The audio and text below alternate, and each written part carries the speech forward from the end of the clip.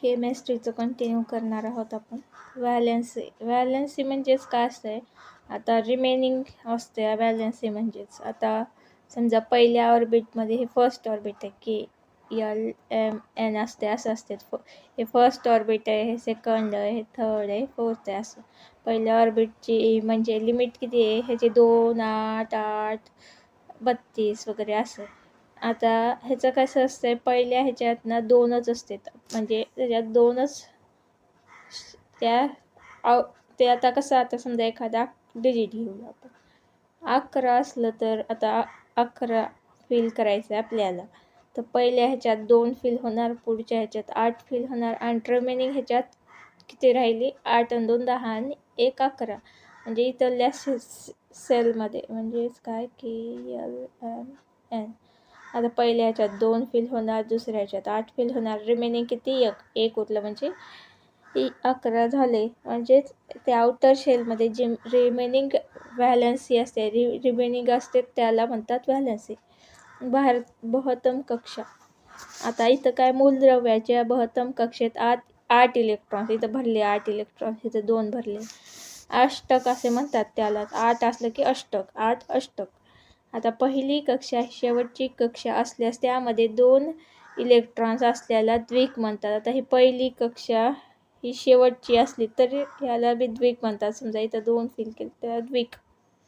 आता बहत्तम कक्षेत 8 पेक्षा कमी इलेक्ट्रॉन्स असतात, म्हणजे बाहेरच्या शेवटच्या ह्याच्यात 8 पेक्षा कमीच राहणार, कारण उरलेली संख्या घेतात ना, त्यामुळे 8 पेक्षा कमी. अशी मूलद्रव्ये क्रियाशील असतात. ही क्रियाशील मूलद्रव्ये अष्टक अथवा द्विक स्थिती प्राप्त करायचा प्रयत्न करतात, आणि हेच त्याच्या रासायनिक संयोगाचे कारण होय. अणुअंक म्हणजेच काय, तिसऱ्या 3 असणाऱ्या मूलद्रव्यापुढील सर्व मूलद्रव्ये त्याच्या बहत्तम कक्षेत अष्टक पूर्ण करण्याचा प्रयत्न करतात. म्हणजेच काय, जस्ट त्याने आपली आउटर शेल फिल करायचा प्रयत्न करत असतात. आता रिमेनिंग तर राहणारच आहेत. आता समजा इथं 2, 7 आहे, एखादं 9 आहे त्याचा ॲटॉमिक नंबर. आता ते 2 आणि 7 फिल झालं, तर ह्याला 8 होण्यासाठी कितीची कमी आहे, 1ची. म्हणजेच काय करणार, हे एक वालं ह्याला देऊन टाकणार, म्हणजे ह्याचं कंप्लीट होणार 8, आणि ह्याचं पण कंप्लीटच आहे, 2, 8. तसंच आता संयोजा म्हणजेच काय, एखादी मूलद्रव्य अणूस अष्टक अथवा द्विक स्थिती प्राप्त करण्याची जेवढे इलेक्ट्रॉन्सची देवाणघेवाण अथवा भागीदारी करावी लागते, आता सांगितलं तेच हे ह्याला देणार. म्हणजे हे एक संख्या ह्याला दिली म्हणजे एक गरज लागली. इथं 7 होतं, 8 झालं. त्याची कंप्लीट करायला लागणारी संख्या, त्याचा आउटर शेल कंप्लीट करायला लागणारी संख्या म्हणजे संयोजन. आता संयोगावेळी दिलेल्या किंवा घेतल्या जाणारे इलेक्ट्रॉन नेहमी पूर्णांकात असते. पूर्णांक, अपूर्णांक हे मराठीत शिकले. अपूर्णांक म्हणजेच काय, अर्धा असं, आणि पूर्ण म्हणजे काय, 1, 2, 3 असं असते पूर्णांक. आणि म्हणून संयोजा देखील पूर्णांकातच असते. त्यामुळं आता लागणारी किती संख्या आपल्याला, 1 लागणार आहे का, मग ह्याच्याकडून 1 घ्यायचं, म्हणजेच कंप्लीट शेल होणार आपला आउटर शेल. प्रत्येक आउटर शेल कंप्लीट करायचं बघते. त्यामुळे आता परिवर्तित संयोजा म्हणजेच काही मूलद्रव्याचे 2 प्रकारे संयोजा दर्शवतात, त्याला परिवर्तित. जे 2 प्रकारे दर्शवतात त्यांना परिवर्तित म्हणतात. आता तांबे म्हणजेच कॉपर,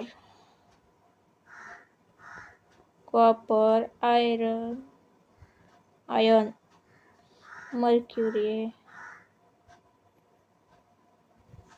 आता कॉपर म्हणजेच काय, ह्याचं परिवर्तित संयोजा 1 असल्यावर Cu+ येणार, आणि 2 असल्यावर डबल+ होणार. इथं पण तेच आहे, 2 असल्यावर डबल+, 3 असल्यावर ट्रिपल+, 1 असल्यावर 1+, 2 असल्यावर डबल+. आता इथं 1 असल्यावर काय, Cu+, आणि हे क्युप्रिक, फेरस, फेरिक, म्युक्रो. आता लावतेत ना, आता म्हणतात ना आपण Cu+ मीन्स कॉपरच्या एक संयोजा असलं तर Cu+. हे मर्क्युरिक. मूलद्रव्याची क्रियाशीलता. अष्टक अथवा द्विक स्थिती प्राप्त करण्यासाठी मूलद्रव्याला जितके कमी इलेक्ट्रॉन्स घ्यावे किंवा द्यावे लागतील, तितकीच मूलद्रव्य क्रियाशीलता अधिक असते. जेवढे कमी इलेक्ट्रॉन्स घेणं किंवा देणं असेल तेवढे जास्त क्रियाशीलता अधिक असते. इलेक्ट्रॉन्सची क्रियाशीलता आता धन आणि ऋण म्हणजेच काय, पॉझिटिव्ह आणि निगेटिव्ह आयन. धातूचा इलेक्ट्रॉन देणारे असतात. धातू इलेक्ट्रॉन्स देणारे असतात म्हणून त्याला जे देणारा असते, आता मी द्यायले एखादी वस्तू तर ते असते पॉझिटिव्ह.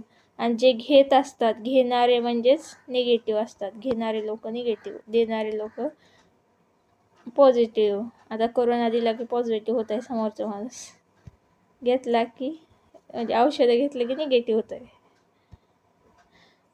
आयनिक बंध. आयनिक बंध म्हणजेच काय, पॉझिटिव्ह आणि निगेटिव्ह ऋण म्हणजेच धन व ऋण विजातीय आयन बद्ध होऊन जेव्हा आयनिक संयुगेत म्हणजेच आयनिक बॉन्ड आता आयनिक बॉन्ड असं ह्याचा बॉन्ड, ह्याच्यापासून ह्याचा बॉन्ड, ह्याच्यापासून ह्याचा आणि ह्याचा, हे असं आयोनिक बॉन्ड फॉर्म होतंय तेव्हा त्याच्या आयनची म्हणजेच आयोनिक बॉन्ड बनतंय तेव्हाच त्याच्यात. आता धातू म्हणजेच काय, मेटल, आणि अधातू म्हणजे नॉन मेटल. आता ह्याच्या संयोगाने आयनिक संयुग तयार होते. ह्याच्यामुळं मेटल आणि नॉन मेटलमुळं आयनिक बॉन्ड फॉर्म होतंय. आयनिक संयुगातील धन आणि ऋण प्रभार एकमेकाला संतुलित करतात, बॅलन्स करतात. ते एकमेकाला संतुलित म्हणजे बॅलन्स करतात. त्यामुळे विद्युतदृष्ट्या उदासीन असते. त्यामुळे इलेक्ट्रिसिटीच्या दृष्टीनं ते उदासीन असते. आता म्हणजेच काय, आता पॉझिटिव्ह निगेटिव्ह आयन बॅलन्स केल्यामुळेच इलेक्ट्रिसिटी पास होत असते.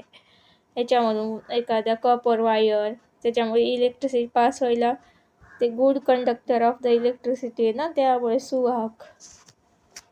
आता स्थायी रूप आयनिक संयुगे विद्युत दुर्वाहक असतात. मात्र वितळलेल्या अथवा जलीय अवस्थेत आयनिक द्रवणे विद्युत अपघटनीय असतात. आता जळालेली कोणतीही कार्बनमध्ये कन्वर्ट होत असते, कोणतीही जळालेली गोष्ट कार्बनमध्ये कन्वर्ट होत असते. आता आयनिक बंधाची संयुगे NaCl, KNO3, CaCl2, NaBr, MgO, magnesium oxide, zinc chloride, आपलं sodium chlorine, potassium nitroxide, calcium chloride आहे CaCl म्हणजे. आता सहसंयोज बंध म्हणजेच काय, जेव्हा दोन अणू आपल्या महत्तम कक्षेत इलेक्ट्रॉन एकत्र आणून हे दोन अणू येतात. समजा आउटर महत्तम कक्षा म्हणजे आउटर शेलमध्ये दोन अणू एकत्र येऊन बनणाऱ्या इलेक्ट्रॉनला जोडणे एकमेकाशी बद्ध होतात व तेव्हा त्याला संयोजी बंध म्हणतात. आता हे एक इलेक्ट्रॉन आहे आणि हे एक इलेक्ट्रॉन एकत्र येऊन जोडलं म्हणजे त्याला संयोजी बंध म्हणतात. बंध. आता हे काय, सर्व सेंद्रिय संयुगे सहसंयोज बंधनाची बनलेली असते. आता सगळेच हे नॅचरल इलेक्ट्रॉन्स असतात ना, ते सगळे म्हणजे हे सहसंयोजाने बनलेले असतात. आता अधातूच्या अणूमध्ये म्हणजेच नॉन मेटलमध्ये कसं असते, जे म्हणजे सहसंयोजी बंधन म्हणजेच काय, कोवॅलेंट बॉन्ड क्रिएट होत आहे, त्यालाच तयार होते. यामध्ये इलेक्ट्रॉनची भागीदारी किंवा जोडीदारी तयार होते, त्यालाच असं कपल म्हणलं जातं. म्हणजे कपल म्हणजे काय, दोघं असं जास्त तयार होणं, दोन इलेक्ट्रॉन्स एकत्र येणे म्हणजे सहसंयोज बंधन म्हणजे काय. आता कोवॅलेंट बॉन्ड तयार होणं. आता मूलक म्हणजेच काय, रॅडिकल म्हणजेच काय, आयनिक संयुगामधील कॅटायन्स आणि ॲनायन्स असते, दोन असते. कॅटायन्समध्येच आम्लधर्मी म्हणजेच काय, ॲसिडिक. मूलके म्हणतात त्यालाच NaOH, KOH, पोटॅशियम हायड्रॉक्साईड. आयनिक संयुगामधील आयनांना आम्लधर्मी मूलके म्हणतात. आता इथं आम्लधर्मी मूलके म्हणतात, इथं पण आम्लधर्मी म्हणतात. फक्त आयन असलं आणि हे कॅटायनचा फरक आहे. आयन असलं तर HCl हायड्रोक्लोरिक ब्रोमाइन वगैरे असते आणि कॅटायन असलं तर NaOH KOH असते. मूलक म्हणजेच काय, इलेक्ट्रॉन्सची देवाणघेवाण करून पॉझिटिव्ह किंवा ऋण प्रभारित घट करणे त्यालाच ॲटम ग्रुप असे म्हणतात. इथं पॉझिटिव्ह किंवा निगेटिव्ह त्यालाच ॲटम ग्रुप म्हणतात. आता मूलद्रव्याचे आवर्तित वर्गीकरण म्हणजेच काय, आता ते पिरियॉडिक टेबल शिकलो होतो आपण आधीच. आता JW डोबेरायनरची त्रिके म्हणजेच काय, Li म्हणजेच काय लिथियम, Na म्हणजे सोडियम, K म्हणजे पोटॅशियमची हे डोबेरायनचे 3 आहेत. हे लिथियम, सोडियम, पोटॅशियम हे 3 म्हणजे त्यामुळे त्रिके म्हणले त्याला. आता असून त्याला ॲटॉमिक वेट अणुवस्तुमान म्हणजे ॲटॉमिक वेट अनुक्रमाने म्हणजेच काय, आता ह्याचं लिथियमचं 6.9 आहे, तर सोडियमचं 23 आहे आणि पोटॅशियमचं 39 असे आहेत. तर त्रिकाचे नियम, आता त्यांनी नियम सांगितलेला आहे. डोबेरायनर ह्या जर्मन संशोधकाने समान गुणधर्माचे 3 मूलद्रव्य यांच्या चढत्या क्रमाने म्हणजेच इन्क्रीजिंग ऑर्डरनं मांडणी केली आहे. आता मूलद्रव्याच्या मधल्या मूलद्रव्याच्या अणुवस्तुमान ह्या त्रिज्यामधील इतर 2 अणुवस्तुमानाची सरासरी आहे.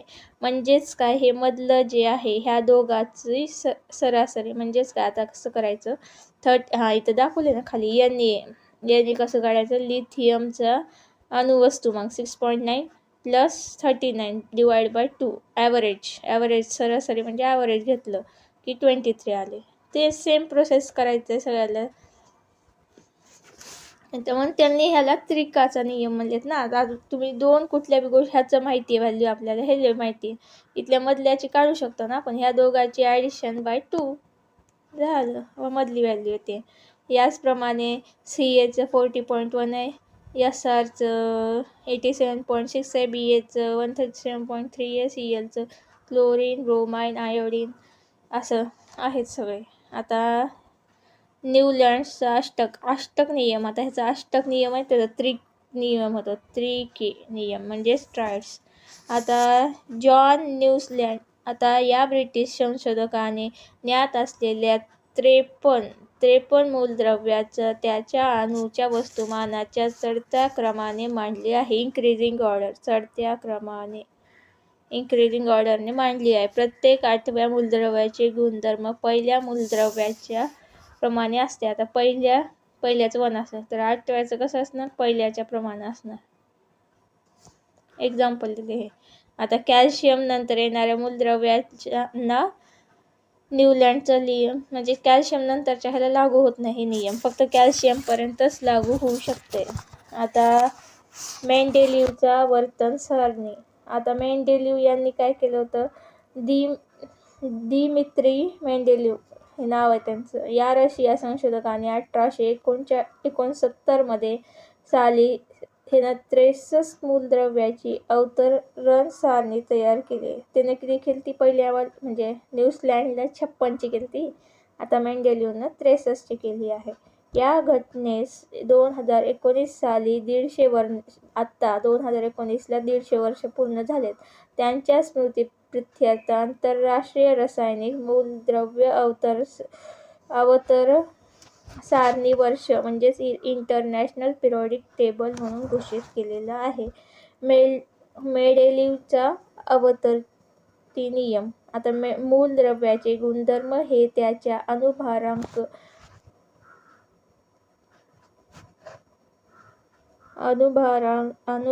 अणुभारांकाचे अणुवस्तुमान म्हणजे ॲटॉमिक मास. आता आवृत्तीफल आहेत. आता मेंडेलिव्ह एकूण 8 गण व 7 आवर्तने आहेत. 8 गण, किती गण आहेत, 8 गण आहेत आणि 7 आवर्तने आहेत.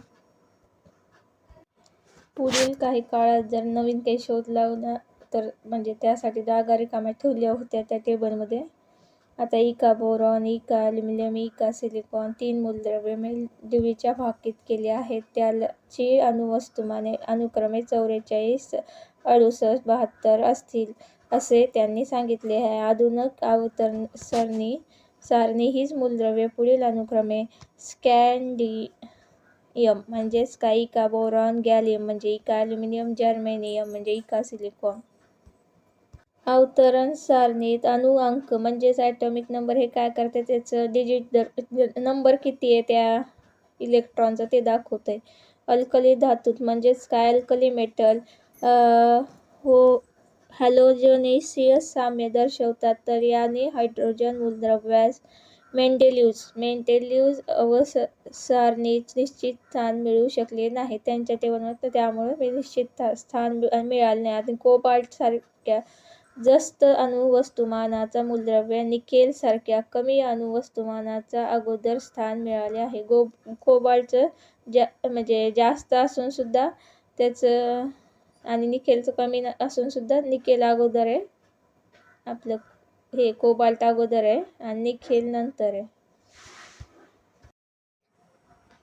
मूलद्रव्याची आधुनिक अवतरण सारणी 1913 पासूनची आहे. हेन्री मोसले या ब्रिटिश संशोधकाने आधुनिक अवतरण सारणी मॉडर्न पिरियॉडिक टेबल मांडले आहे. यालाच अवतरण सारणीचे दीर्घरूप असे म्हटले आहे. म्हणजेच लॉंग फॉर्म म्हणलेला आहे त्यालाच. हेन्री मोसली ब्रिटिशचा होता संशोधक. आता त्याचे तत्व काय? तत्व म्हणजे प्रिन्सिपल. त्याचे काय? मूलद्रव्याचे भौतिक आणि रासायनिक गुणधर्म हे त्याच्या अनुक्रमाचे व अणुअंकाचे आवर्ती फल आहेत. म्हणजेच ॲटॉमिक नंबर आहेत त्याचे एलिमेंट्सचे. आणि मोसली यांनी मूलद्रव्याची मांडणी हे चढत्या क्रमाने अणुअंकानुसार म्हणजेच ॲटमच्या नंबरनुसार केलेली आहे. म्हणजेच इन्क्रीजिंग ऑर्डरने केलेली आहे. The features of the modern periodic table या सारणीतील मूलद्रव्याचे स्थान त्याच्या इलेक्ट्रॉनच्या संरूपाशी निगडीत असते. आता प्रत्येक अवतरणाची सुरुवात ही नवीन ऑर्बिट म्हणजेच नवीन कक्षेनं म्हणजेच न्यू ऑर्बिटनं होत असते प्रत्येकाची. आता शून्यगणातील मूलद्रव्याचे पूर्ण भरलेल्या कक्षेने अवतरणाचा शेवट होतो. म्हणजेच आता आपण पाहिलं होतं 2 आहे म्हणजेच हे आता के शेल आहे. के शेलमध्ये 2च एलिमेंट बसत असले तर 2 फील्ड होते आणि ते कंप्लीट होत असते. आणि आधुनिक अवतरणातील 7 अवतरणे आडव्या ओळीत 18 ग्रुप्स म्हणजे 18 ग्रुप्स आहेत आणि उभ्या ओळीत असे. आता ते मॉडर्न पिरियॉडिक टेबल बघितल्यावर लक्षात येईल. असा मॉडर्न पिरियॉडिक टेबल. इथं हायड्रोजन, हेलियम असं सगळं टेबल आहे असं. आता ह्याचे 18 ग्रुप्स आहेत. उभ्या ओळीत 18 म्हणजे 1, 2, 3, 4, 5, 6, 7, 8, 9, 10 असं आहेत. तर मूलद्रव्याच्या घन क्रमांक अणुबाह्य कक्षेत असणाऱ्या इलेक्ट्रॉन्स इतके असते. म्हणजेच आता 2, 8, 1 म्हणजेच ह्याचा गुण क्रमांकानुसार तेवढेच त्याच्यात इलेक्ट्रॉन्स असतात. आता पहिले अवतरण म्हणजेच सर्वात लहान फक्त 2 मूलद्रव्याचे असे. फर्स्ट शेल किती? सगळ्यात लहान 2 मूलद्रव्याचे आहे. आता दुसरे आणि तिसरे हे 8चे असते. आता KLMN 2, 8, 8 आणि चौथा आणि 5वं म्हणजे हे 18 असते. पुढचं हे 18 KLMN 2, 8, 8, 18 आणि 6वं हे 32चं असते आणि 7वं हे अपूर्ण आहे. 7व्यापर्यंत पोचत बी नाहीत आपण. आता मूलद्रव्याच्या इलेक्ट्रॉनच्या स्वरूपा आधारे आधुनिक अवतरण सारणीचे SPDF अशा 4 खंडाचे विभाजन झालेले आहे. S खंड म्हणजेच पहिलं मी KLMN ठरवलं होतं, पण इथं ह्यांनी केलाच S खंड आणि L ला P खंड, M ला D खंड, N ला F खंड. आता K ला पहिलं गण दुसरं गण. आता PL ला इथं दिलंय ह्यांनी ह्यांच्यानुसार लक्षात ठेवा. S खंडला किती गण? पहिलं व दुसरं. P खंडला किती? 13वा व 18वा. D खंडला किती? 3रं ते 12वा. F खंडला किती? ॲक्टिनाइड आणि लिथेनाइड श्रेणी आहे ती. प्रसामान्य मूलद्रव्य म्हणजेच काय? लॅन्थेनाइड अँटीसाइड म्हणजेच S&P खंडातील मूलद्रव्ये 18 गण वगळता 18 आहेत. लॅन्थेनाइड आणि अँटीसाइड म्हणजेच काय? याच्या अवतरण सरणीच्या तळाशी F खंडात स्थान आहे त्याचं. आता लॅन्थेनाइड अँटीनाइडचं श्रेणीमध्ये प्रत्येक 14 मूलद्रव्याचा असते समावेश. किती मूलद्रव्याचा समावेश असं विचारू शकतं या लॅन्थेनाइड ॲक्टिनाइड. आता मूलद्रव्याचे प्रकार. आधुनिक अवतरण सारणीत इलेक्ट्रॉन स्वरूप मननावर आधारित मूलद्रव्याचे 4 प्रकार पडतात. पहिलं काय? Noble gas. दुसरं काय? Normal element. तिसरं काय? Transition element. चौथं काय? Inner transition element. निष्क्रिय वायू मूलद्रव्य म्हणजेच काय? या मूलद्रव्यात या अणूतील बाह्य कक्षासह सर्व कक्षाचे पूर्ण भरलेले असते. शून्य गणातील मूलद्रव्य निष्क्रिय वायू आहे म्हणजेच त्याला राजवायू असं म्हणतात. जिथं वायू आहे, शून्य वायू असले की राजवायू, त्याला निष्क्रिय वायू म्हणतात. वायू राजवायू. आता सामान्य मूलद्रव्य म्हणजे काय असतं? या मूलद्रव्यात अणूतील फक्त आउटर शेल 72 कक्षा अपूर्ण असते. आउटर शेल अपूर्ण असते म्हणजे 2, 8, 1 असं असते. आता 1A, 2A आणि 3A आणि 7A गणातील मूलद्रव्ये हे सामान्य मूलद्रव्याचे आहेत. संक्रमक मूलद्रव्य. या मूलद्रव्याच्या अणूच्या शेवटी 72 कक्षेत 2 कक्षा अपूर्ण असतात आणि म्हणजे 3B आणि 2B या गणातील मूलद्रव्ये संक्रमक मूलद्रव्ये आहेत. ही धातुरूपे मूलद्रव्ये परिवर्तित संयुजा दर्शवतात. बहुसंख्य संक्रामक मूलद्रव्ये उत्प्रेरकाचे कार्य करतात. आंतरसंक्रमक मूलद्रव्य. आंतरसंक्रमक म्हणजेच काय? या मूलद्रव्याच्या अणूच्या 72 कक्षा म्हणजेच काय? आउटर शेल कक्षा अपूर्ण असतात आणि लॅन्थेनाइडच्या ॲक्टिनाइडच्या या गटात मूलद्रव्याचा यामध्ये समावेश होतो. आंतरसंक्रमक मूलद्रव्यांना अवसारणीच्या तळाशी स्वतंत्र स्थान मिळालेलं असते. वेगवेगळे त्याला सेपरेट बॉटमला इंडिपेंडंट प्लेस भेटलेली असते स्वतःची. आता प्रातिनिधिक मूलद्रव्य म्हणजेच काय? तिसऱ्या अवतरणातील असते, थर्ड ह्याच्यातलं. आता Na म्हणजे sodium, magnesium, aluminium, silicon, potassium, phosphorus आहे P, phosphorus, sulphur, chlorine, argon. आता मूलद्रव्याचा समावेश होतो. आता वरीलपैकी Na म्हणजे सोडियम असतंय, अणूचा सर्वात मोठा Na असते Na, आणि क्लोरीन हे सगळ्यात लहान असते. हॅलोजन मूलद्रव्य म्हणजेच काय? क्लोरीन, ब्रोमाइन, आयोडीन याचा समावेश असतो. फ्लोरीन आणि क्लोरीन हे वायू आहेत म्हणजे गॅसियस असतात ते, आणि ब्रोमाइन हा द्रव आयोडीनच्या स्थायू रूपात असते.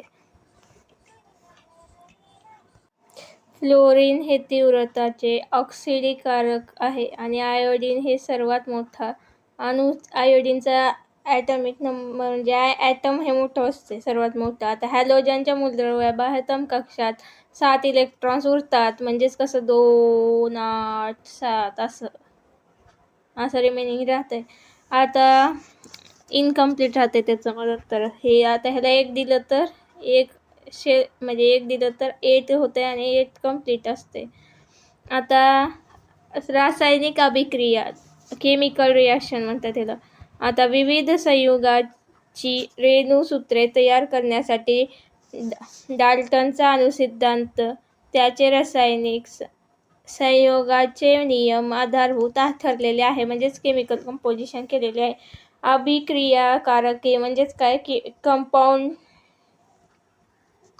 म्हणता येते. आता रासायनिक अभिक्रिया ज्या पद्धतीच्या रसायनातील बदल घडून म्हणजे केमिकल रिॲक्शन घडून आणते त्यालाच रिॲक्टंट्स म्हणतात. रिॲक्टंट्स, कंपाऊंड.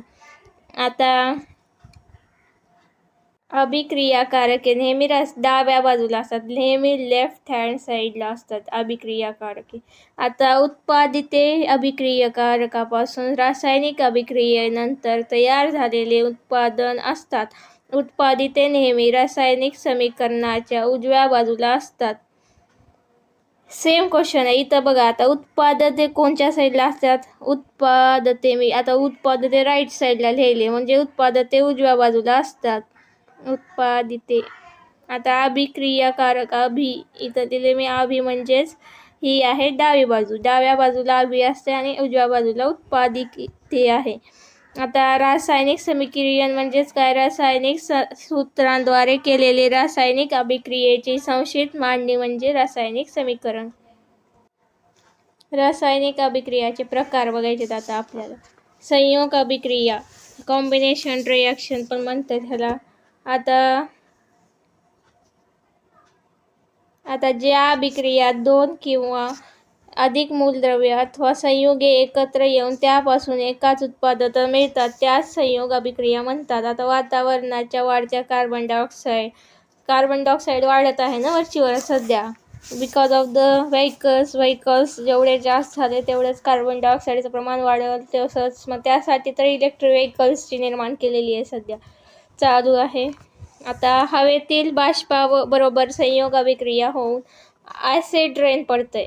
त्याचंच काय होतंय, जे कार्बन डायऑक्साईड बाहेर हवेत असतंय त्याच्यासोबत म्हणजे त्याचं वेपरसोबत त्याचं जे रिॲक्शन घडणार आणि ते ॲसिड रेन फॉर्मेशन होत आहे. आता डेफिनेशन विचारू शकतात कधी कधी ॲसिड रेन म्हणजेच काय असतंय. आता उष्माग्राही अभिक्रिया इथं हे दिले, पण H2O म्हणजे water plus carbon dioxide is form as the acidic rain, म्हणजे ॲसिडिक रेनचं काय असतं? H2CO3. आता उष्माग्राही अभिक्रिया म्हणजे ज्या रासायनिक अभिक्रियेत अभिक्रियाकारक उष्णता शोषून घेतात तिलाच उष्माग्राही अभिक्रिया म्हणतात.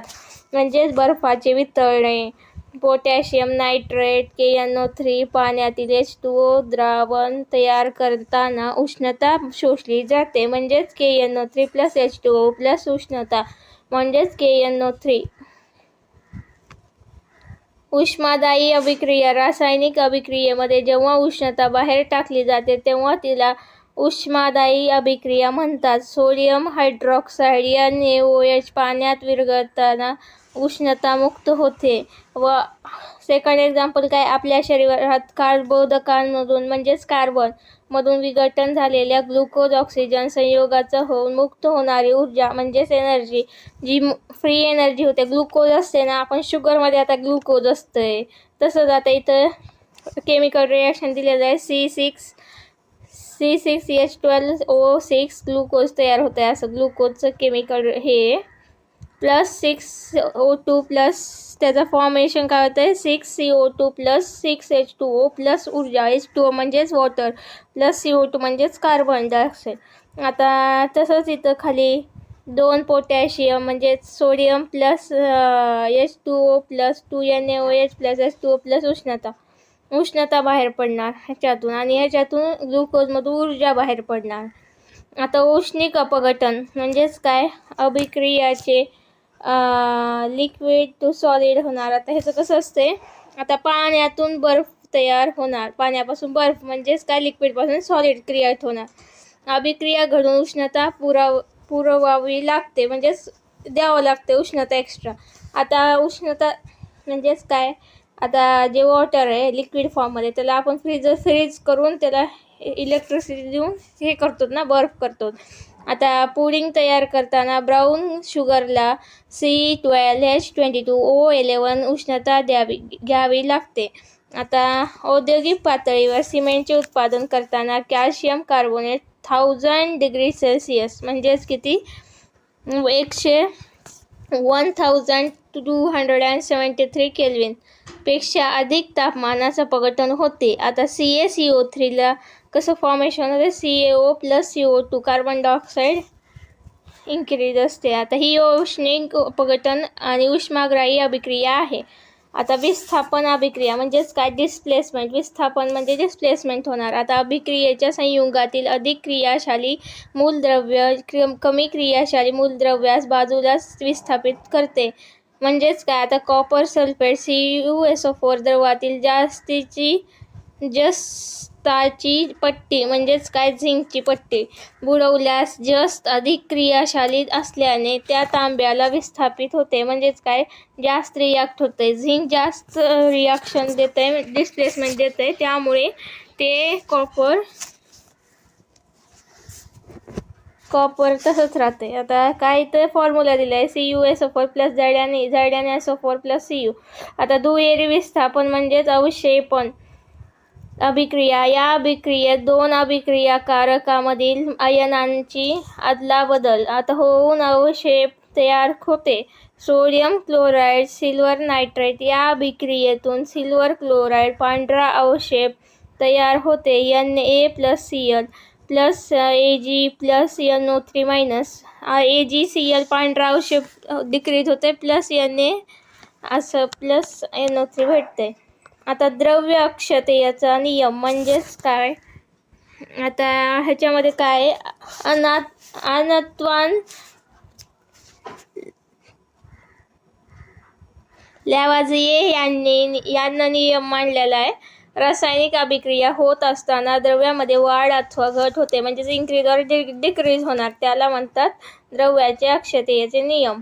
आता ऑक्सिडीकरण आणि शपन आणि ऑक्सिडीकरण. आता ऑक्सिडीकरण म्हणजेच काय असते, ऑक्सिडायझेशन, आणि शपन म्हणजेच काय, मुवमेंट. आता ऑक्सिडीकरण म्हणजेच काय, ज्या रासायनिक अभिक्रियेत अभिक्रियाकारक ऑक्सिजन स्वीकारतो आणि त्यातून हायड्रोजन म्हणजे H2 हायड्रोजन विस्थापित होते, अभिक्रियेला ऑक्सिडीकरण म्हणते. म्हणजेच काय, एखादी केमिकल रिॲक्शन फॉर्म होते आणि त्याच्यात ऑक्सिजन रिॲक्टिव्ह राहून ते हायड्रोजन डिस्प्लेसमेंट होणार, त्यालाच म्हणतात ऑक्सिडीकरण. हायड्रोजन डिस्प्लेस होणार ऑक्सिजनमध्ये, नावावरच कळायले ना. ऑक्सिडीकरण म्हणजे ऑक्सिजन राहणार आणि हायड्रोजन डिस्प्लेस होणार. ही एक किंवा अधिक इलेक्ट्रॉन देण्याची क्रिया आहे. ऑक्सिडीकरण ही क्रिया कॅथोडवर घडून येते, म्हणजेच कॅथोडची ट्यूब असते ना, कॅथोड ट्यूब, आता इलेक्ट्रॉन देण्याची क्रिया आहे ही, आणि इलेक्ट्रॉन देते. आता उदाहरणार्थ ॲल्युमिनियम. ऑक्सिजनच्या ज्वलन केल्यास ॲल्युमिनियमचे ऑक्साईड Al2O3 तयार होते. आता ऑक्सिडंट म्हणजेच काय, मूलद्रव्याचे ऑक्सिडेशन होते व त्याच वेळी त्याचे स्वतःचे शपन होते, त्यास ऑक्सिडिक असे म्हणतात. ऑक्सिडिक ऑक्सिजन अणू किंवा अधातू मूलद्रव्य देतो. शपन म्हणजेच काय, शपन म्हणजे मुवमेंट एका जागेने दुसऱ्या जागेत. डिस्प्लेसमेंट आणि शपन वेगवेगळं आहे, म्हणजे ऑक्सिडीकरण वेगळं, डिस्प्लेसमेंट. शपन म्हणजे मुवमेंट. ज्या अभिक्रियेत अभिक्रियकारक हायड्रोजन म्हणजेच H2 हायड्रोजन प्राप्त करतात. आता आधी काय होतं ऑक्सिडेशनमध्ये, ऑक्सिडीकरणमध्ये हायड्रोजन दूर जाणार. आता इथं हायड्रोजन प्राप्त करतंय आणि ऑक्सिजन दूर जाणार, म्हणजे विस्थापित करणार. उलट, opposite of the oxidation is the शपन. ऑक्सिडीकरणाच्या विरुद्ध बाजू ही शपन आहे. इथं हे असं कंपॅरिझन बघता येईल. आता शपन ही क्रिया हायड्रोजनमुळे घडून येत असते. शपन ही इलेक्ट्रॉन घेण्याची क्रिया आहे आणि शपन क्रिया ॲनोडवर घडून येते, ॲनोड, आणि ती कॅथोडवर होती. ऑक्सिडेशन कॅथोडवर येते. आता एक्झाम्पल बघायचं, कार्बन व हायड्रोजन याच्या संयोगातून मिथेन तयार होते, म्हणजे CH4 मिथेनचं असते. सूर्यप्रकाशाच्या ओझोनचे म्हणजेच O3 शपन होऊन नवजात ऑक्सिजन O मुक्त होते. आता आम्लीकृत पोटॅशियम परमॅंगनेट जांभळ्या द्रवापासून फेरस सल्फेट पाठवण्याच्या द्रावणाचे शपन होऊन ते रंगहीन बनते, म्हणजेच काय, कलरलेस बनते त्याचं. आता आम्लीकृत पोटॅशियम आपलं शपन क्रियेमुळं खाद्यतेलाचे तुपात रूपांतर होते. आता त्याच्यामुळं तर खाद्यतेलचं घट्ट होतं आहे आणि तुपात रूपांतर होतं आहे. शपनक म्हणजेच काय, ज्या मूलद्रव्यामुळे शपन होते त्यावेळी स्वतःचे ऑक्सिडेशन होते व त्याला शपनक म्हणतात. आणि शपनक म्हणजेच काय, हायड्रोजन अणू किंवा धातू मूलद्रव्य मिळतो, म्हणजेच काय, हायड्रोजन ॲटम किंवा मेटल इलेक्ट्रॉन्स भेटतात एकमेकाला, त्यामुळे ते शपनक तयार होतं आहे. आता ऑक्सिडेजचे 4 प्रकार. ऑक्सिडाइज. आता आम्लधर्मी, अल्कधर्मी, अभयधर्मी उभयधर्मी उदासीन. उदासीन म्हणजेच काय? उदासीन म्हणजे न्यूट्रल. आता आम्लधर्मी ॲसिडिक, अल्कली. उभय म्हणजे सबॅक्यूट. आम्लधर्मी ऑक्साईड म्हणजेच काय? ॲसिड. आता इथं काय? जे ऑक्साईड पाण्यात विरघळल्याने आम्ल तयार होते म्हणजेच काय? ॲसिड. आता लिंबू पाण्यात टाकलं विरघळून जाते म्हणजे ते काय होते? आम्लधर्मी झालं. आता ऑक्साईड आम्लधर्मी उदाहरणार्थ फॉस्फरस, पोटॅक्साईड म्हणजेच हे आम्लधर्मी ऑक्साईड आहे, P2O5. आता आम्लारी म्हणजे बेसिक. जे ऑक्साईड पाण्यात विरघळल्याने अल्कली तयार होते म्हणजे बेसिक फॉर्मेशन होते, त्याला म्हणतात sodium oxide Na2O, potassium oxide K2O आम्लधर्मी ऑक्साईड आहेत. उभयधर्मी म्हणजेच काय? जी ऑक्साईड आम्ल म्हणजे ॲसिड आणि बेस दोन्ही बरोबर क्रिया करून क्षार व पाणी तयार करतात. क्षार म्हणजे साल्ट तयार होते, सी वॉटरचं क्षार असते म्हणजे ते काय असते? उभयधर्मी. आता ऑक्साईड ZnO व ॲल्युमिनियम ऑक्साईड Al2O3 हे उभयधर्मी ऑक्साईड आहेत. आता रेडॉक्स म्हणजेच अभिक्रिया. रेडॉक्स रिडक्शन प्लस ऑक्सिडेशन पासून रेडॉक्स तयार होते म्हणजेच रासायनिक अभिक्रियाच्या ऑक्सिडीकरण व शपन या अभिक्रिया जेव्हा एकाच वेळी घडून येतात तेव्हा त्यास रेडॉक्स अभिक्रिया म्हणतात. रेडॉक्स अभिक्रियाचे उदाहरण. आता BaSO4 बोरियम सल्फेट शपन झाल्यावर +4C सोबत झाल्यावर BaS+4CO म्हणजेच कार्बन मोनॉक्साईड आणि हे बॅरियम सल्फाईड फॉर्म होते ऑक्सिडीकरण झाल्यावर. शपन झाल्यावर नंतर ऑक्सिडीकरण होते. आता 2H2S + SO2 is 3S + 2H2O. आता शरण म्हणजेच काय असते? करोजन. आता आर्द्रतेमुळे अथवा आम्लाच्या परिणामामुळे धातूचे सावकाश झीज होणे म्हणजेच काय? करोजन होणे. हळूहळू ते झिजून जाते ती वस्तू, त्याच क्रियेस शरण म्हणतात. आता शरण टाळण्यासाठी धातूच्या वस्तूच्या गंजरोधक म्हणजेच काय? आता जे म्हणजे मेटलला गंज लागू देत नाही असं काय? असं ग्रीस असते, ॲल्युमिनियम असते, ते लावायचं, ते चढवायचं त्याच्यावर. म्हणजे जस्ताचा थर लावून झिंक गॅल्वनायझिंग करणे किंवा दुसऱ्या विलेपनाचे करणे म्हणजे ग्रीस लावायचं, झिंक लावायचं, जस्ताचं एक लेयर चढवायचं, त्यामुळे काय होते? त्याला लवकर गंज लागत नाही. समांग आणि विषमांग. समांग म्हणजेच काय? ज्या अभिक्रियेकारक उत्पादते भौतिक अवस्था वायू व द्रव सारखेच असते म्हणजे होमोजिनियस आणि हेट्रोजिनियस आहे. होमो आणि विषमांग म्हणजे हेट्रो. आता हायड्रोजनच्या क्लोरीन दोन्ही वायूस्थितीत संयोगाचे हायड्रोजन क्लोराईड वायू तयार होते +H2Cl2 वायू 2HCl. विषमांग अभिक्रिया ज्यामध्ये अभिक्रियकारक आणि उत्पादते भौतिक अवस्था भिन्न असतात. जस्ताची स्थायू विरळ सल्फ्युरिक ऑक्साईड बरोबर द्रव अभिक्रिया होऊन झिंक सल्फेट तयार होते, त्यालाच हायड्रोजन वायू तयार होतात म्हणजे Zn + H2SO4 ZnSO4 + H2 increase. रासायनिक अभिक्रियाच्या वेगावर परिणाम करणारे घटक म्हणजेच काय? अभिक्रियाकारकाचे स्वरूप म्हणजे त्याचं नेचर. आता कणाचा आकार म्हणजे काय? पार्टिकल साईज असते कणांचा आकार म्हणजे. आता त्याचं पार्टिकलची साईज काय असते? अभिक्रियेचा भाग घेणाऱ्या स्थायू पदार्थाच्या कणाचा आकार जेवढा लहान असेल जेवढं स्मॉल पार्टिकल असेल तेवढेच त्याची काय? वेग म्हणजे स्पीड जास्त असेल. स्पीड जास्त. आता हे पार्टिकल आहे, पी लिहिते मी इथं.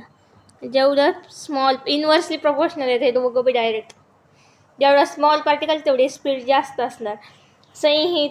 संहती म्हणजेच काय? अभिक्रियेचा वेग अभिक्रियाकारकाच्या संहती म्हणजेच जसं जसं टेम्परेचर वाढतंय तसं तसं स्पीड ऑफ रिॲक्शन कमी होणार.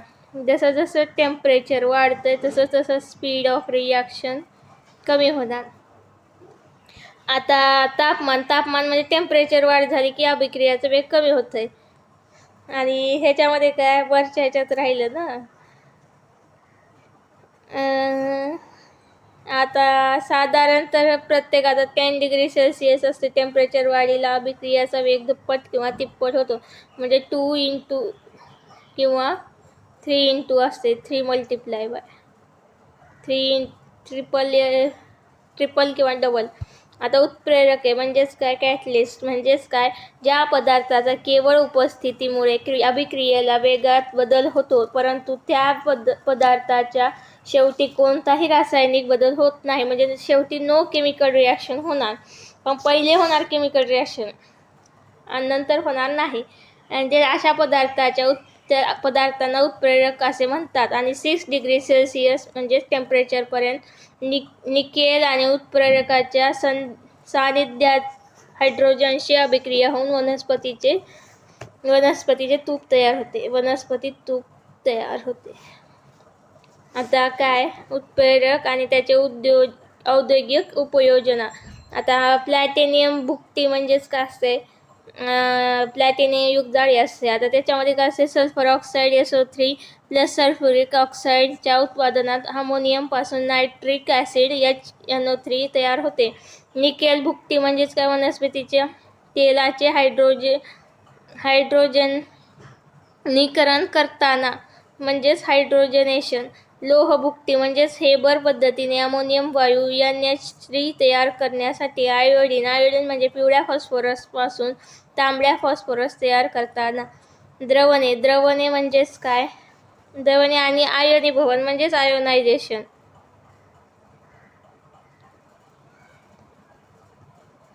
आता ह्याचं काय, द्रवण म्हणजेच काय, सोल्युशन म्हणजेच काय, 2 or more substance mix together म्हणजेच काय, मिक्सचर, त्याला म्हणतात द्रवणे. आता द्रवणे द्रवणे वायूच्या 3ही रूपात असतात म्हणजेच काय, सॉलिड, लिक्विड, गॅसियस. 3ही रूपात असतात, सॉलिड, लिक्विड, गॅसियस.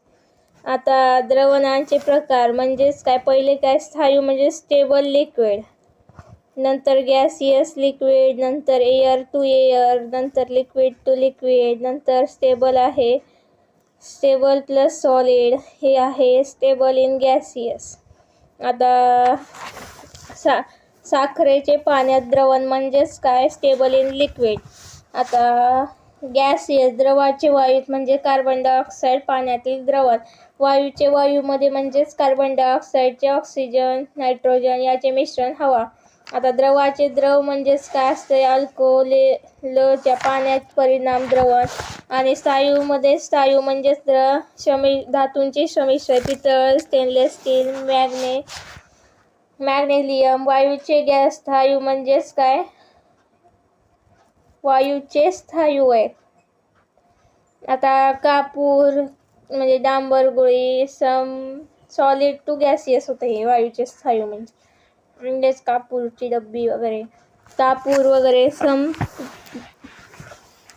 पलवन होऊन तयार होणारा द्रवण. द्रवाचे संहती म्हणजेच काय, सोल्युशन ऑफ द सोल्युशन. आता स्टँडर्ड सोल्युशन, प्रमाणित द्रवण म्हणजे स्टँडर्ड सोल्युशन असते. द्रवणाची संहतीच म्हणजेच काय, त्याची माहिती असल्यास त्यालाच प्रमाणित द्रवण म्हणतात, त्यालाच स्टँडर्ड सोल्युशन. म्हणजे फिक्स असतंय संहती म्हणजे. आता फिक्स एवढ्याच ml फिक्स असतंय. प्रमाण पण म्हणलं तरी चालतंय. आता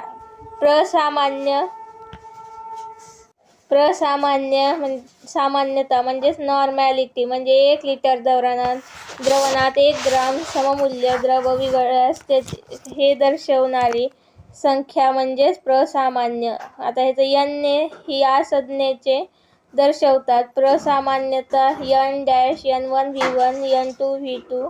विद्युत अपघटनी व अनपकटी. विद्युत अपघटनी म्हणजे ज्या पदार्थाच्या पाण्याच्या द्रवणात विद्युतधारा वाहते त्या द्रवणांना विद्युत अपघटनी म्हणतात. ज्याच्यामधून पाण्याच्या द्रवणात विद्युतधारा वाहते म्हणजेच काय, फ्लो ऑफ इलेक्ट्रिसिटी वाहते. आता acid, alkali, salt, NaCl, NaOH, KOH, carbon tetra chloride, CCl4 यासारखे विद्युत संयुगे असतात.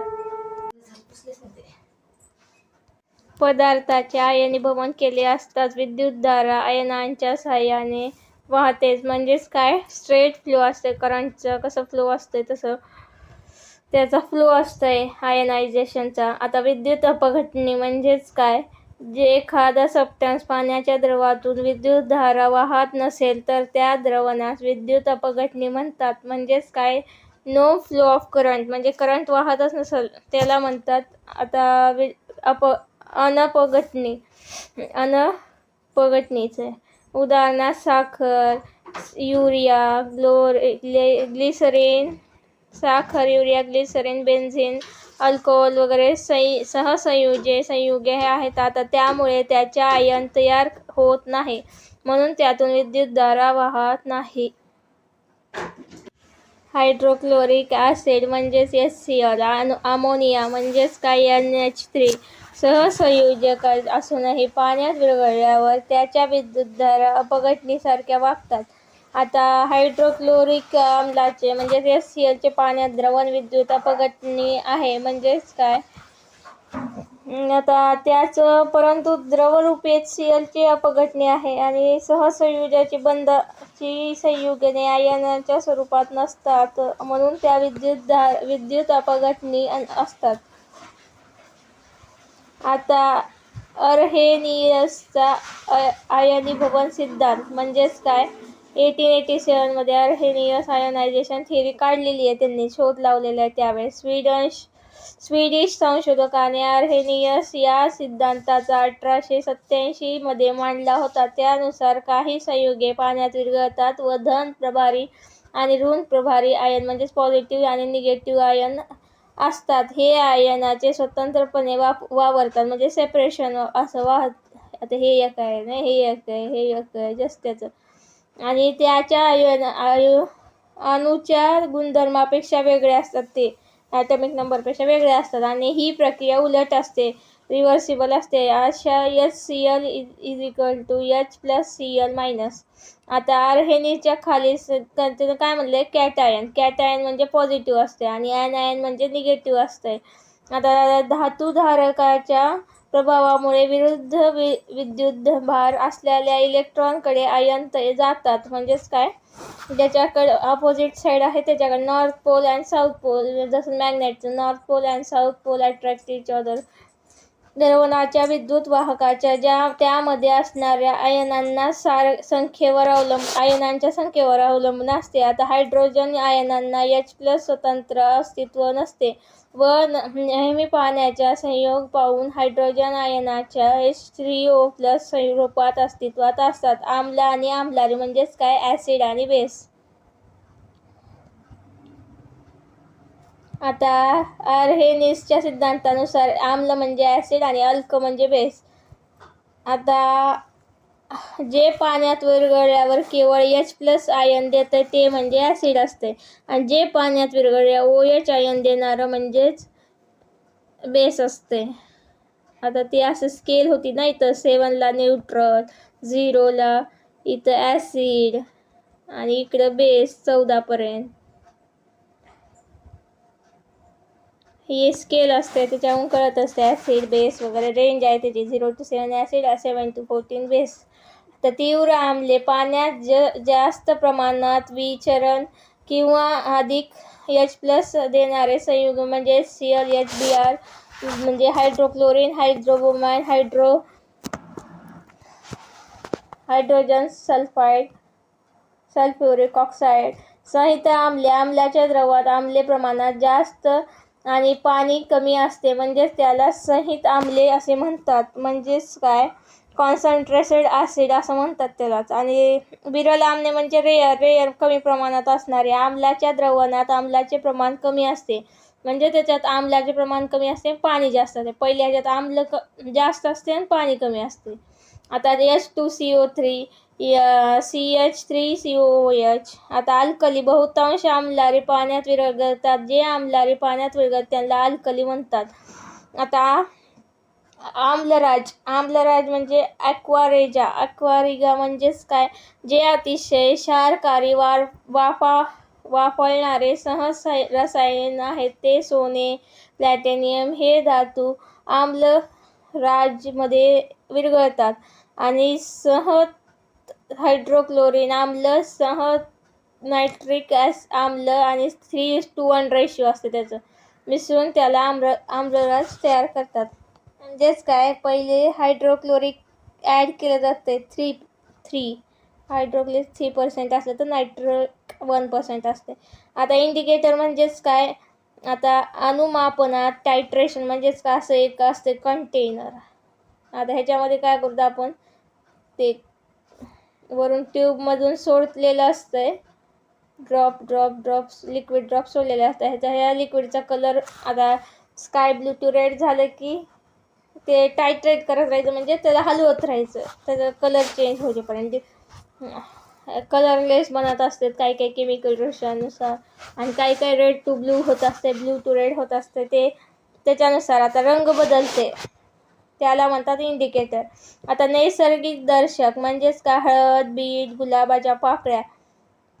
आता संश्लिष्ट दर्शक म्हणजे synthetic indicator, phenolphthalein, methyl orange, eosin, रासायनिक पदार्थ. वैश्विक पदार्थ युनिव्हर्सल इंडिकेटर, अनेक दर्शकाचे एकत्रित मिश्रण. आता उदासीन प्रक्रिया म्हणजेच न्यूट्रलायझेशन. या प्रक्रियेत आम्लातील H+ आणि अल्कली OH याचा संयोग होऊन आयनीभवन न झालेले पाण्याचे रेणू तयार होतात. उदासीकरण म्हणजेच काय, नाव व आम्ल NBVB व आम्लारी. उदासीकरणाच्या अभिक्रियेत तयार होणारा क्षार उदासीन असतोच असे नाही.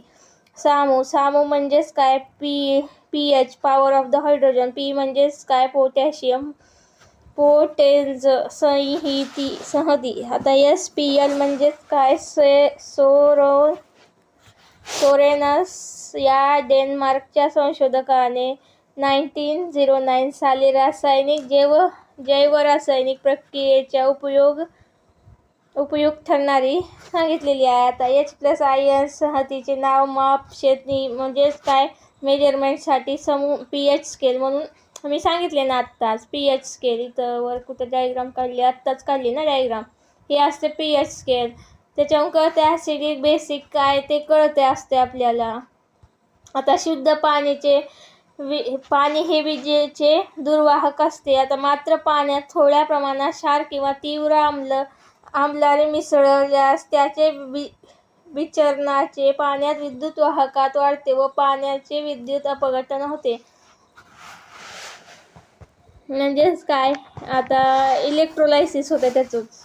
आता द्रवणाचे स्वरूपात त्याच्या सामू म्हणजेच pH मूल्य द्रव्याचे आम्लधर्मी आम्लारी धर्म दर्शवतात. ते आम्लधर्म आणि आम्लारी म्हणजेच काय, ॲसिड आणि बेस अल्कली म्हणलं तर चालतंय. आता उदासीन द्रवण म्हणजेच न्यूट्रल किती असते, 7. आता मी सांगितले शुद्ध पाण्याचं बी pH लेवल 7 असते. आता आम्ल म्हणजे ॲसिडचं 0 to 7 असणार, बेसिकचं 7 to 14 राहणार. पण ह्युमनच्या शरीरात pH लेवल 7 to 8 असणार. इथं 7.3 to 7.45 दिले.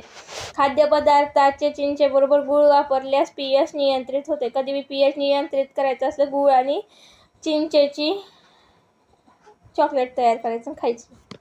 अँटीॲसिड म्हणजेच काय, आम्लपित्त म्हणजेच काय, अपचनाचे विकार म्हणजेच नियंत्रित करण्यासाठी वापरल्या जाणाऱ्या आम्लरिक अँटीॲसिड. हे म्हणजे ॲसिडिटी झाली आपल्याला, अपचन झालं आपलं, त्यामुळे अन्नाचं पचन झालं नाही, त्यामुळे ते काय होतं, ॲसिडिटी होते. त्याच्यामुळं त्याला प्रतिबंध करायचं, अँटीॲसिड त्याला म्हणतात. आता प्रमुख क्षाराविषयी माहिती म्हणजेच काय, साल्ट. आता जेव्हा आम्लारी उदासीकरण म्हणजेच होते तेव्हा त्याला साल्ट म्हणतात, म्हणजे न्यूट्रलाइज. आम्ल म्हणजेच काय, ॲसिड आणि बेस न्यूट्रलाइज होते त्याला साल्ट म्हणतात. NaOH+ HCl म्हणजेच NaCl H2O म्हणजेच पाणी वेगळं झालं. आता NCl म्हणजे क्षार. आता समुद्राच्या पाण्यातून दरवर्षी सुमारे 80 दशलक्ष टन क्षाराची निर्मिती होते. म्हणून समुद्र हा क्षाराचा समुद्र स्रोत आहे. आता सामान्य क्षार म्हणजेच काय, H+ OH आयन नसणाऱ्या आणि एकाच प्रकारे धन आयन आणि ऋण आयन असणाऱ्या आयनिक संयुगाचा सामान्य क्षार म्हणतात. CaCl2 K3PO Na2SO4. आता आम्लधर्मी क्षार म्हणजेच काय? तीव्र आम्ल व सौम्य आम्लारीपासून तयार झालेले क्षार म्हणजे आम्लधर्मी असून त्याला सामू H हून कमी असते, म्हणजेच H हून कमी असणार, ॲसिडिक असणार. आणि आम्लारी म्हणजेच काय? 7हून जास्त असणार, मोर दॅन. हे 7च्या इकडं असलं तर आम्लधर्मी आणि इकडं असलं तर आम्लारी धर्मी म्हणजेच अल्कली. आता सोडियम क्लोराईड म्हणजे Cl साधे मीठ असते, टेबल सॉल्ट असते. आपण जेवणासाठी मीठ टाकतो ते असते साधं मीठ, सोडियम क्लोराईड असते ते. तीव्र आम्ल HCl व तीव्र आम्लारी NaOH असते. आता याच्या न्यूट्रलायझेशनमुळे सोडियम क्लोराईड तयार होते. आता NaCl उदासीन क्षार असून त्याच्या जलीय द्रवणाचा सामू 7 असतो. त्याचा pH लेवल 7 असते. असा सोडियम क्लोराईडचा उपयोग शुद्ध सोडियम क्लोराईड रंगहीन स्फटिकी असून खाण्याचे साधे मीठ कॉमन सॉल्ट म्हणून वापरले जाते. सोडियम कार्बोनेट, सोडियम बायकार्बोनेट या क्षाराची निर्मिती तसेच सोडियम हायड्रॉक्साईडच्या संयुगाची निर्मिती NaCl पासून केलेली आहे. रॉक सॉल्ट म्हणजेच काय? अशुद्ध मीठ. अशुद्ध सोडियम क्लोराईड म्हणजेच रॉक सॉल्ट असते.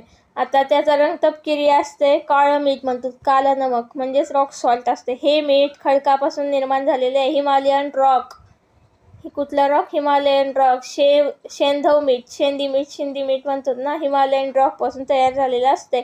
सोडियम बायकार्बोनेट म्हणजेच NaHCO3 खाण्याचा सोडा, बेकिंग सोडा असते. रासायनिक नाव काय? सोडियम हायड्रोजन कार्बोनेट असते. त्याचं स्वरूप कसं असते? पांढऱ्या रंगाचं असते. पांढऱ्या रंगाचा सोडा. आता आम्लधर्मी असल्यामुळे यात लाल लिटमस निळा होतं, म्हणजेच काय? लाल जेव्हा लिटमस पेपर ब्लू होते म्हणजे काय? बेसिक आहे ते. आता उपयोग जेव्हा red litmus turns blue it's called basic. जेव्हा blue litmus paper turn red it called acid. शेवटचं घ्यायचं कोणतं आहे. आता उपयोग म्हणजेच काय? सच्छिद्र हलका पाव, केक, ढोकळा वगैरे बेक करण्यासाठी सोडियम बायकार्बोनेट बेकिंगसाठी यूज करतात. पर्पज सोडियम कार्बोनेट म्हणजेच काय? धुण्यासाठी करतो आपण. आता Na2CO3 10H2O आहे पॉईंट. आपल्या निर्मितीच्या सोडियम बायकार्बोनेटच्या अपघटनातून सोडियम कार्बोनेट तयार होते. आता सोडियम कार्बोनेटचे उपयोग धुण्याचा सोडा, पेट्रोलियम शुद्धीकरणात, अपमार्जके, कागद, काच उद्योगात, कॅल्शियम मॅग्नेशियम धातूच्या क्लोराईड सल्फेट्स अस्तित्वामुळे पाणी दुष्फेन होते.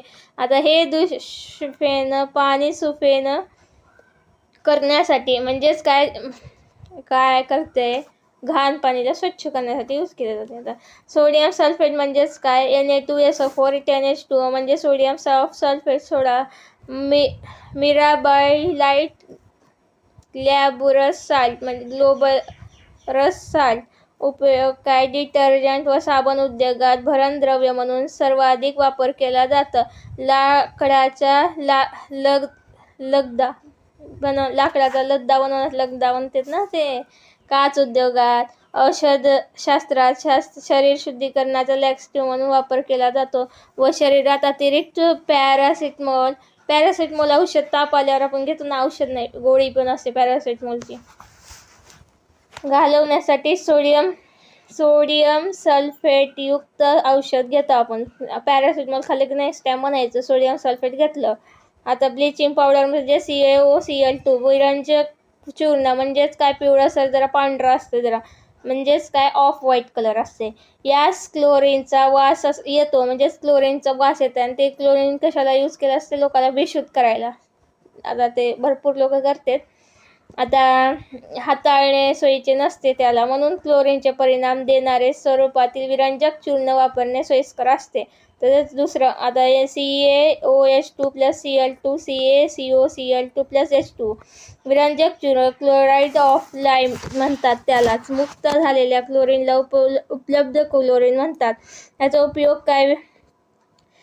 विरंजक चूर्णाचा CO2 शी संपर्क होऊन कॅल्शियम बायकार्बोनेट क्लोरीन वायू तयार होते व विरंजक चूर्णातील हा मुक्त झाल्यास क्लोरीन वस्त्र उद्योग, कापसाचे कागद उद्योग, कागदाच्या लगद्याचे धुलाई केंद्र, कपड्याचे विरंजन करण्यासाठी वापरले जाते. म्हणजे CaCO2 + CO2 CaCO3 + Cl2 increase the वायू म्हणजेच गॅस. आता भूल देण्यासाठी म्हणजेच कोणाला बेशुद्ध करण्यासाठी वापरले जाते. क्लोरोफॉर्म द्रावकाच्या निर्मितीसाठी विरंजक चूर्ण वापरतात. अनेक रासायनिक अभिक्रियाला चूर्ण ऑक्सिडीकरण म्हणून वापरतात. स्वच्छ जमीन व जंतू विरहित करण्यासाठी ते बी करण्यासाठी पाणी निर्जंतुक करण्यासाठी क्लोरीन यूज केलं जातंय. म्हणजेच काय वॉटर प्युरिफिकेशनसाठी यूज केलं जातंय.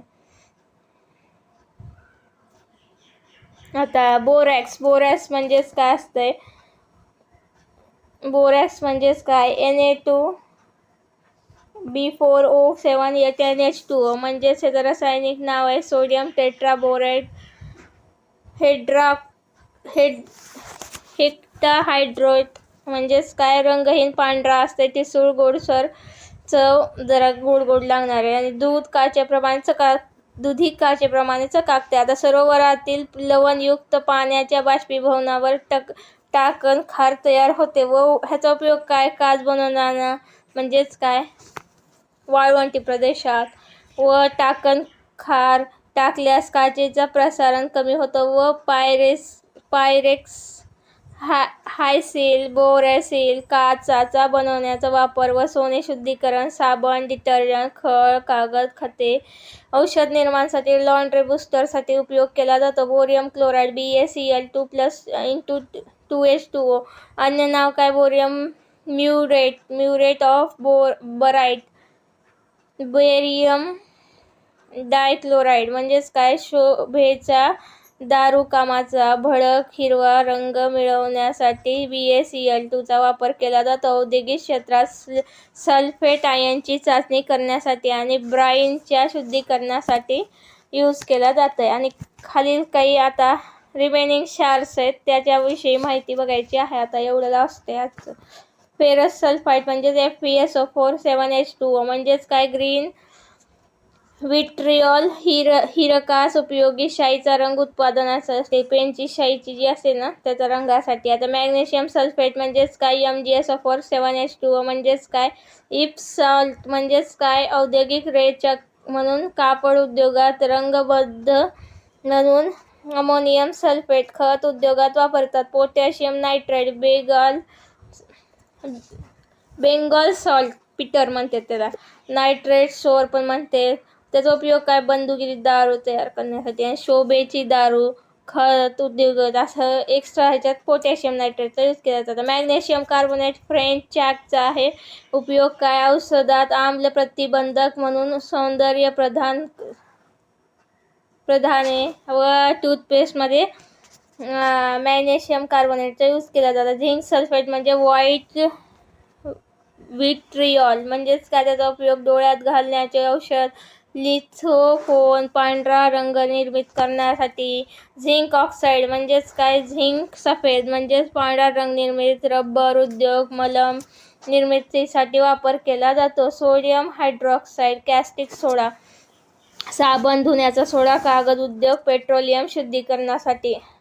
सिल्वर नायट्रेट म्हणजेच काय लुनार कॅस्टिक म्हणजेच मतदानाची शाई ही कशापासून असते सिल्वर नायट्रेटची असते. कलप निर्मिती, चांदीचे विद्युत विलेपन व थर्मासमधील विलेपन. आता म्युक्रोस क्लोराईड म्हणजेच काय कॅलोमेन म्हणजेच 2Cl HgCl2 औषधामध्ये रेचक म्हणून विद्युत इलेक्ट्रॉनमध्ये कॅलोमेन. म्युरिक क्लोराईड म्हणजेच काय जंतुनाशक नेसलरच्या अभिक्रियकारक निर्मिती. लाकडाचे वाळूपासून संरक्षण करण्यासाठी म्युरिक क्लोराईड यूज केलं जाते. आता अमोनियम क्लोराईड म्हणजे साल अमोनियम आता लेख कांस्य विद्युत घटात वापरतात. आता अमोनियम नायट्रेट कशासाठी गोठण मिश्रणात खत उद्योगात, अमोनियम कार्बोनेट बेकिंग पावडर कापड उद्योगात, सिल्वर ब्रोमाइड छायाचित्रित उद्योगात, पोटॅशियम परमॅंगनेट जल शुद्धीकरणासाठी यूज केले जाते. आता फॉस्फरस पेंटॉक्साइड निर्जलक म्हणून यूज केलं जातं आहे. कॅल्शियम सल्फेट जिप्स आणि प्रयोगशाळांसाठी कॅल्शियम सल्फेट यूज केलं जातं. लेड मोनॉक्साईड, लिथार्ज, सिंदूर म्हणजे काय, सिंदूर वगैरे तयार करत नाही का, काच रंग उद्योगात तयार केलं जातं कलरसाठी. आता पोटॅशियम हायड्रॉक्साईड खत उद्योगासाठी. कार्बोनिल क्लोराईड म्हणजे COCl2 यास फॅसजिन म्हणतात. या युद्धामध्ये विषारी वायू वगैरे म्हणजे बॉम्ब वगैरे, तोफचे गोले वगैरे तयार करायला यास वापर होतो. आता मोहर क्षार म्हणजेच अमोनियम सल्फेटच्या फेरस सल्फेटची ग्रीन विट्रिऑल हरिरकस अभिक्रिया होऊन फेरस अमोनिया सल्फेट दुहेरी क्षार होते व त्याला मोहर साल्ट असे म्हणतात. Copper sulphate CuSO4 5H2O. कारण आता ब्लू विट्रिऑल म्हणजेच मोहरच्यूत म्हणजेच काय, जंतुनाशक असलेले कवनाशक तांबे शुद्धीकरण आणि डॅनियलच्या विद्युत घटकात द्रवण म्हणून वापरतात. अमोनियाचे निदान करताना रक्त तपासणीच्या वेळी मोहरच्यूतचा वापर केला जातो. आता त्याचा चुना बनवण्यासाठी बोर्ड मिश्रण हे द्राक्षे, खरबूज फळावरील उत्तम बुरशीनाशक आहे.